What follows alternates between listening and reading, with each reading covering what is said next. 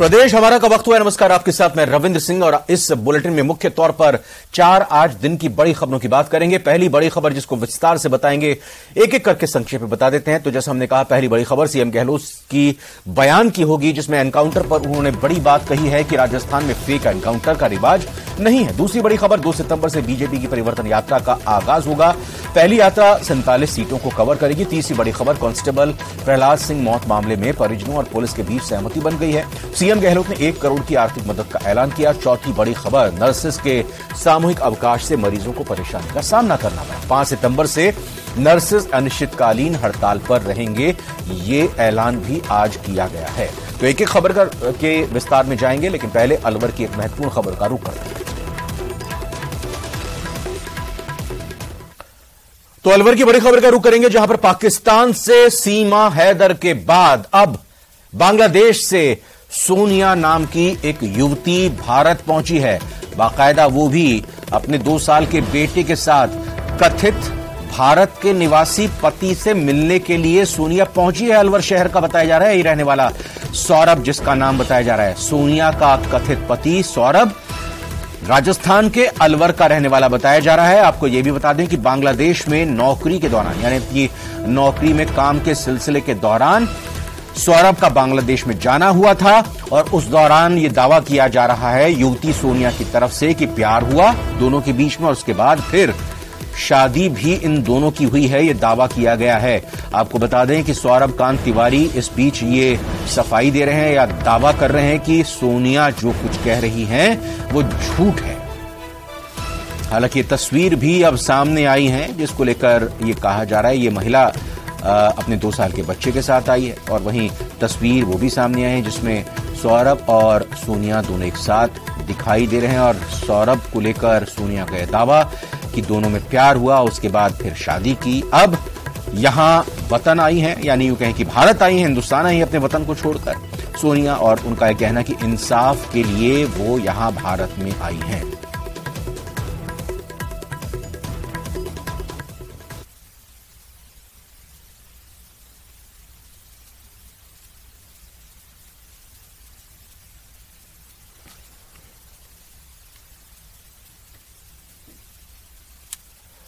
Constable Prahlad की मौत के मामले की एक अपडेट आई है। उनके परिवार वालों और पुलिस के बीच सहमति बन गई है। इस बीच मुख्यमंत्री ने 1 करोड़ की आर्थिक मदद का भी ऐलान किया है। कांस्टेबल प्रहलाद के शव का पोस्टमार्टम नहीं हो सका है, हालांकि कहा यह जा रहा है कि अब कल सुबह उनका अंतिम संस्कार होगा। हालांकि पोस्टमार्टम हो चुका है। आपको बता दें कि जब सहमति बन गई थी तो उसके बाद पोस्टमार्टम की प्रक्रिया पूरी हुई। 23 अगस्त को दौसा में वाहन चोरों का पीछा करते हुए बदमाशों की तरफ से फायरिंग की गई थी, जिसमें घायल कांस्टेबल प्रहलाद सिंह का निधन हो गया था। एसएमएस हॉस्पिटल में प्रहलाद सिंह का न्यूरो सर्जरी में इलाज चल रहा था। हालांकि उनके निधन के बाद परिवार वालों की तरफ से उन्हें शहीद का दर्जा देने की मांग रखी गई। इसके बाद काफी वक्त तक पोस्टमार्टम नहीं हो सका था। बारे में उनके ये जो प्रहलाद सिंह कांस्टेबल हैं, उनकी वीरता को ध्यान में रखते हुए माननीय मुख्यमंत्री महोदय ने एक आर्थिक पैकेज और पेंशन इत्यादि सारी चीज़ों को कवर किया गया है। वर्तमान में उनके शरीर का पोस्टमार्टम हो रहा है और इसी बीच परिवारजन आपस में चर्चा कर रहे हैं कि आगे का जो दावा और कार्रवाई है उसको लेकर कैसे आगे। पुलिस मुख्यालय में लॉ एंड ऑर्डर की समीक्षा बैठक के बाद मुख्यमंत्री ने कहा कि जहां एनकाउंटर की जरूरत होती है वहां पुलिस को चूकना नहीं चाहिए। राजस्थान में फेक एनकाउंटर का रिवाज नहीं है और न ही हम चाहते हैं कि राजस्थान में फेक यानी फर्जी एनकाउंटर हो। एक एनकाउंटर में और सही एनकाउंटर में आदमी का फर्क होता है। जहां एनकाउंटर की जरूरत होती है पुलिस चूकती नहीं है, ना चूकना चाहिए किसी भी देश या प्रदेश के अंदर। जब फेक एनकाउंटर करेगा आपकी जो मार दो, तब जाकर के ये आप जो बता रहे हो, पहले 2 घटना हुई थी, 2 घटनाएं जिसमें आरोप लगे थे और सुप्रीम कोर्ट तक केस चले थे, वो अलग बात थी। राजस्थान में फेक एनकाउंटर का रिवाज नहीं है, ना हम चाहते हैं कि रिवाज पैदा हो। उसके कई मायने होते हैं, कई नुकसान भी होते हैं, पब्लिक को भी नुकसान होता है। फेक एनकाउंटर के माध्यम से आपके निर्दोष को मार सकते हो दुश्मनी निकालने के लिए, वो कभी हम अलाउ नहीं करेंगे। परंतु जब जरूरत है, आगे वाला हथियारबंद है, फायरिंग कर रहा है, वहां अगर फेक एनकाउंटर की जगह जेन्युइन एनकाउंटर है तो कौन रोकता पुलिस को? गुड टच बैड टच पर जागरूकता अभियान चलाया गया। एक ब्रेकिंग न्यूज आपको इस वक्त की देते हैं। दरअसल गुड टच और बैड टच पर जागरूकता अभियान, प्रदेश के सरकारी स्कूल कल एक इतिहास रचेंगे। इसको लेकर 60 लाख बच्चों में समझ विकसित करने के लिए यह पहल की जा रही है। असुरक्षित स्पर्श के प्रति जागरूक किया जाएगा, समझ को विकसित करने की कोशिश की जाएगी। यौन दुर्व्यवहार की घटनाओं पर अंकुश लगे, इसकी कवायद शुरू हो गई है। चाइल्ड एब्यूज को रोकने में मदद मिलेगी। आपको बता दें कि मुख्यमंत्री अशोक गहलोत के निर्देश पर यह आयोजन हो रहा है। सुबह 8 बजे से लेकर 12 बजे तक ये आयोजन होंगे। अच्छा, ट्वीट किया है मुख्यमंत्री अशोक गहलोत ने। क्या कुछ कहा उन्होंने कहा कि 60 लाख बच्चे, स्कूल 66,000, नया इतिहास रचेगी प्रदेश सरकार। कल सुरक्षित स्कूल सुरक्षित राजस्थान कार्यक्रम के तहत 66,000 विद्यालयों के 60 लाख बच्चों को एक साथ गुड टच और बैड टच को लेकर एक कार्यशाला दी जाएगी। ये देश में अपनी तरह का पहला महाजागरूकता अभियान होगा। यह देश में अपनी तरह का पहला महाजागरूक अभियान होगा। सिरोही में लगातार बढ़ रहे महिला सुरक्षा के सवाल को लेकर सिरोही पुलिस अधीक्षक में एंटी रोमियो दल का गठन किया है। यह महिला पुलिस दल अपनी स्कूटी पर सिरोही के सार्वजनिक स्थान और सरकारी विद्यालय, निजी विद्यालय के पास घूमने वाले संदिग्ध और रोमियो पर नजर रखेगी। सिरोही पुलिस की पहल से अब महिलाओं और स्कूल में पढ़ रही बच्चियों पर सुरक्षा बेहतर ढंग से की जाएगी। एसपी ज्येष्ठा मैत्रेयी ने महिला पुलिस गश्ती दल को हरी झंडी दिखाकर शहर के विभिन्न चौराहों के लिए रवाना किया।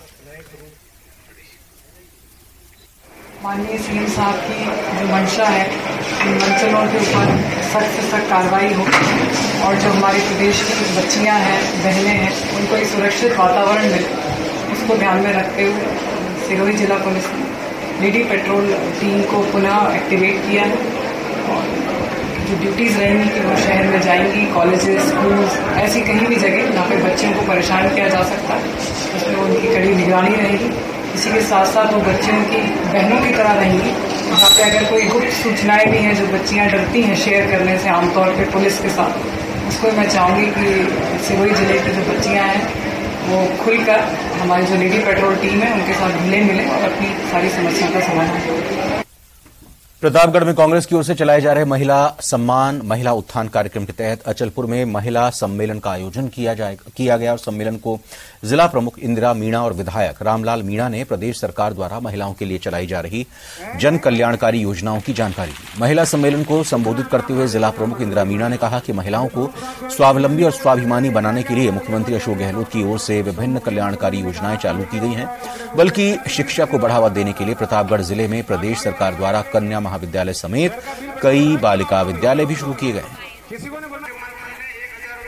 पूरे प्रतापगढ़ के अंदर महिला उत्थान महिला सम्मान कार्यक्रम का आयोजन किया जा रहा है। भारी तादाद में महिलाएं यहाँ सब इकट्ठी हो रही है और प्रतापगढ़ जिले में एक नई क्रांति के रूप में महिलाओं को देखा है मैंने, और इससे एक सकारात्मक परिणाम सामने आएगा। क्योंकि कुछ समय पहले महिलाएं घर से बाहर निकलने से डरती थी, लेकिन आज प्रमुख साहब के इस कार्यक्रम से लगातार महिलाएं उमड़ के आ रही है। निश्चित रूप से घर की नारी जब शिक्षित होगी, जागरूक होगी, तो उस परिवार का कल्याण होगा। एक नारी पढ़ेगी 7 पीढ़ी करेगी, ये कहा गया है। गहलोत कैबिनेट की बैठक में पहली बार जयपुर से बाहर कोटा में आयोजित की जाएगी। संभावना है कि सितंबर के दूसरे सप्ताह में कोटा के रिवर फ्रंट के उद्घाटन के बाद कैबिनेट की बैठक होगी। बैठक के लिए नवनिर्मित ऑक्सी जोन के शीश महल को तैयार किया जा रहा है। इस मौके पर प्रदेश के कांग्रेस विधायकों की भी सीएम गहलोत कोटा में ही बैठक लेंगे। संसदीय कार्य और यूडीएच मामलों में मंत्री शांति धारीवाल ने कहा है कि कई देशों के राजदूत भी लोकार्पण समारोह में शामिल होंगे। गहलोत सरकार 2 दिन तक कोटा में रुकेंगे। गहलोत सरकार का कोटा में 2 दिन डेरा होगा। हाड़ौती की 17 सीटों पर जीत की रणनीति बनाने के लिहाज से इसे महत्वपूर्ण माना जा रहा है। कांग्रेस के भी कई बड़े नेता इस कार्यक्रम में शामिल होंगे। लोकार्पण होगा, एक तो रिवर फ्रंट का लोकार्पण होगा रिवरफ्रंट का तो सुबह से लेकर शाम तक प्रोग्राम चलेगा। और दूसरा जो सिटी पार्क ऑक्सीजन बनाया है उसका लोकार्पण होगा। उसी सिटी पार्क ऑक्सीजन में ही जो आपका ये शीश महल बना है, आपका शीश महल में कैबिनेट की मीटिंग होगी। और अब बात परिवर्तन के लिए बीजेपी की यात्रा की। बीजेपी ने परिवर्तन यात्राओं को लेकर विधिवत घोषणा कर दी है। 2 सितंबर से 5 सितंबर तक अलग अलग दिशाओं से निकलने वाली यात्राओं का बीजेपी के केंद्रीय नेताओं के द्वारा शुभारंभ किया जाएगा। खास बात यह है कि सभी यात्राएं सामूहिक नेतृत्व में निकाली जाएंगी। विधानसभा चुनाव के मद्देनजर अब बीजेपी यात्राओं के जरिए जनता को साधने निकल रही है। 2 सितंबर से 5 सितंबर तक बीजेपी प्रदेश के 4 अलग अलग दिशाओं से परिवर्तन यात्रा का शुभारंभ करेगी। सभी यात्राओं का बीजेपी का शीर्ष नेतृत्व आगाज करेगा। बीजेपी चुनाव प्रबंधन समिति ने आज परिवर्तन यात्राओं को लेकर अधिकृत घोषणा कर दी है। 4 दिशाओं से निकलने वाली 4 परिवर्तन यात्राएं प्रदेश में कुल 8,982 किलोमीटर की दूरी तय करेंगी।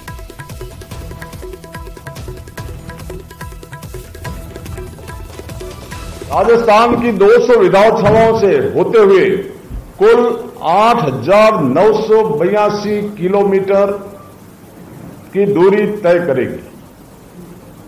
पहली परिवर्तन यात्रा 2 सितंबर 2023 को हमारे राष्ट्रीय अध्यक्ष आदरणीय श्री जेपी नड्डा जी के सानिध्य में त्रिनेत्र गणेश जी रणथंभौर सवाई माधोपुर से प्रारंभ होगी, जिसमें भाजपा के वरिष्ठ नेतृत्व उपस्थित रहेगा। दूसरी, ये जो प्रथम यात्रा है ये कुल 18 दिन में 1,847 किलोमीटर चलकर, जिसमें भरतपुर संभाग, जयपुर संभाग और कोटा जिले की कुल 47 विधानसभाओं को टोंक जिले की कुल 47 विधानसभाओं से होती हुई चलेगी। परिवर्तन यात्रा के दौरान विधानसभा क्षेत्रों में अनेकों स्थानों पर स्वागत की कार्यक्रम होंगे, स्वागत सभाएं भी होगी और जनसभाओं का आयोजन भी किया जाएगा। यह त्रिनेत्र जी महाराज रणथंभौर सवाई माधोपुर से रवाना होकर जयपुर शहर में आकर इसका समापन होगा। हमारी अभी तक जो विषय जो तय हुआ है वो आपको माननीय नारायण जी ने बताया।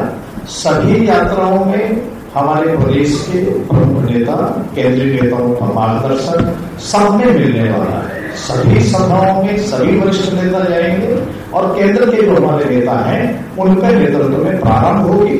हमारे केंद्रीय मंत्री, हमारे राष्ट्रीय पदाधिकारी, हमारे राजस्थान के जो प्रदेश अध्यक्ष और प्रमुख विपक्ष के नेता, ये सब उन सभाओं में जाएंगे। मैंने आपसे निवेदन किया, इस यात्रा के अंदर आम जन को संबोधन करने के लिए, नेतृत्व करने के लिए वसुंधरा जी भी जाएगी, सीपी जोशी जी भी जाने वाले हैं, राजेंद्र राठौड़ जी भी जाएंगे और गजेंद्र सिंह जी भी जाएंगे। सरकार रिपीट करने के कांग्रेस के दावे के बीच केंद्रीय जल शक्ति मंत्री गजेंद्र सिंह शेखावत ने ईआरसीपी के मसले पर प्रदेश सरकार पर जुबानी प्रहार किया है। इस मुद्दे पर भ्रम फैलाने का आरोप लगाया है। आइए इस रिपोर्ट को देखते हैं।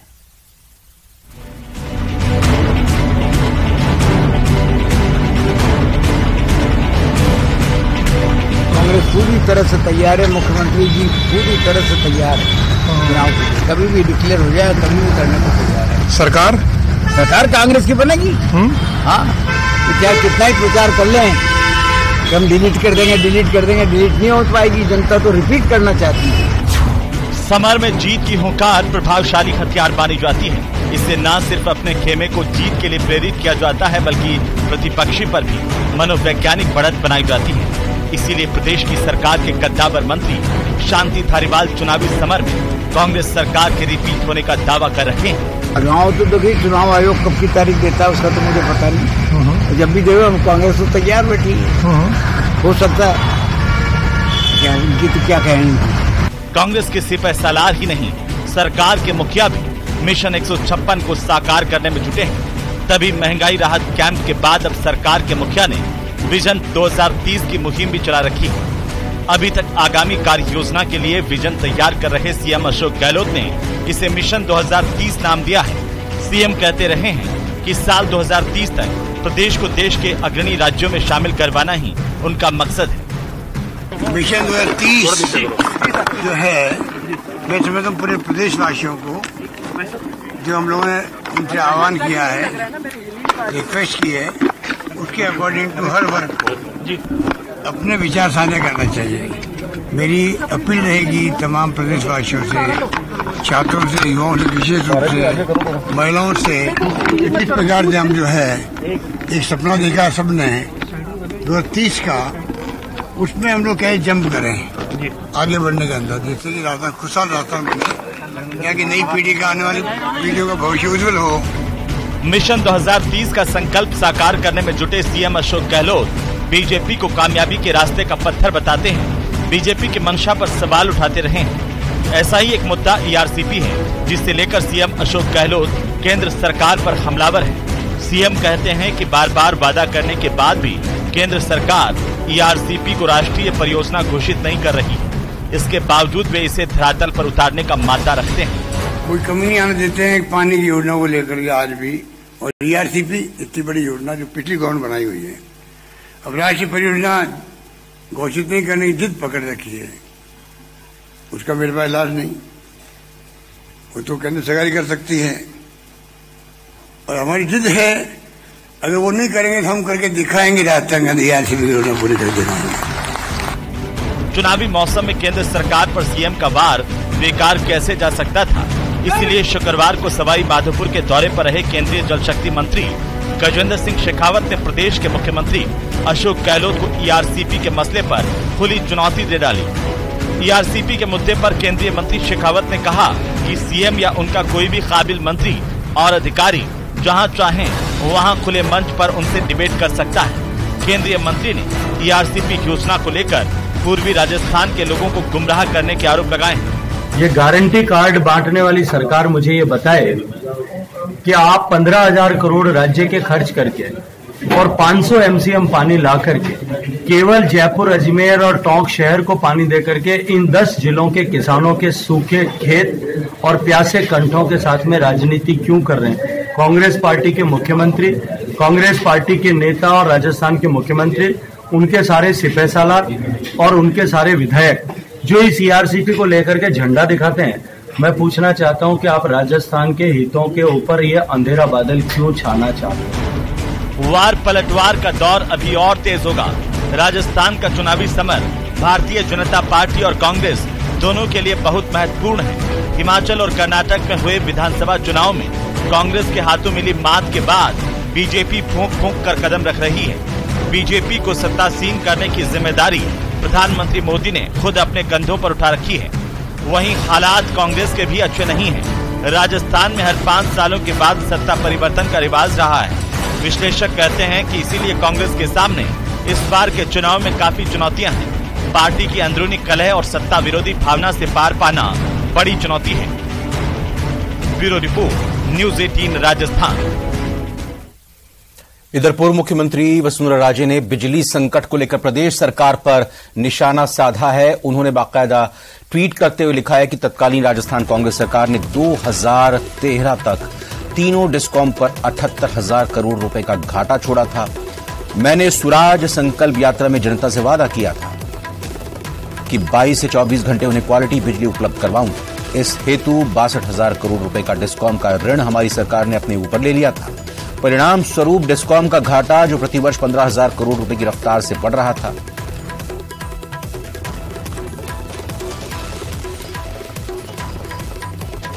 परिणाम स्वरूप डिस्कॉम का घाटा जो प्रतिवर्ष 15,000 करोड़ रुपए की रफ्तार से बढ़ रहा था, उसे मैं कम करके 4,000 करोड़ रुपए पे प्रतिवर्ष पर लेकर आ गई थी। आगे लिखती हैं वसुंधरा राजे सिंधिया, लेकिन आज वापस डिस्कॉम 90,000 करोड़ रुपए से ज्यादा के कर्जे में डूब गया है, जिससे प्रदेश की विद्युत व्यवस्था चरमरा गई है।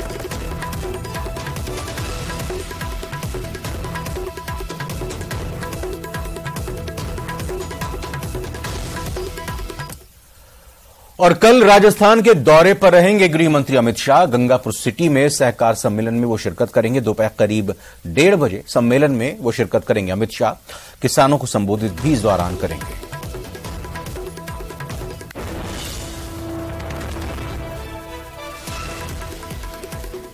उदयपुर के सुदूर आदिवासी बाहुल्य एक गांव की बात करते हैं, जहां एक टीचर के लिए गांव वालों ने 6 किलोमीटर तक की सड़क बना दी। उदयपुर के कोटड़ा क्षेत्र के पिपली खेत गांव के लोगों ने एक अनोखी मिसाल पेश की है। उन्होंने स्कूल में अध्यापक को रोकने के लिए अपने दम पर सड़क का निर्माण कर डाला, लेकिन यहाँ की भौगोलिक स्थिति के चलते कोई भी शिक्षक यहाँ ज्यादा समय तक नहीं टिका।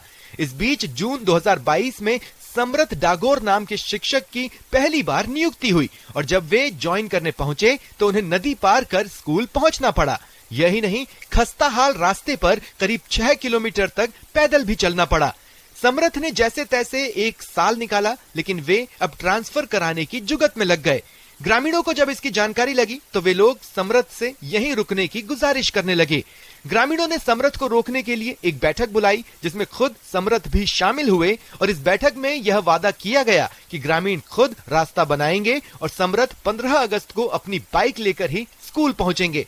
बस फिर क्या था, ग्रामीणों की टीम इस कार्य में जी जान से जुट गई और करीब 50 दिन की मेहनत के बाद ग्रामीणों ने रास्ता बना दिया, जिस पर 14 अगस्त को ही समरथ अपनी बाइक लेकर स्कूल पहुंचे। अब समरथ अपने ट्रांसफर कराने का मन बदल चुके हैं। और इसी खबर के साथ प्रदेश हमारा के अभी के बुलेटिन में फिलहाल इतना ही।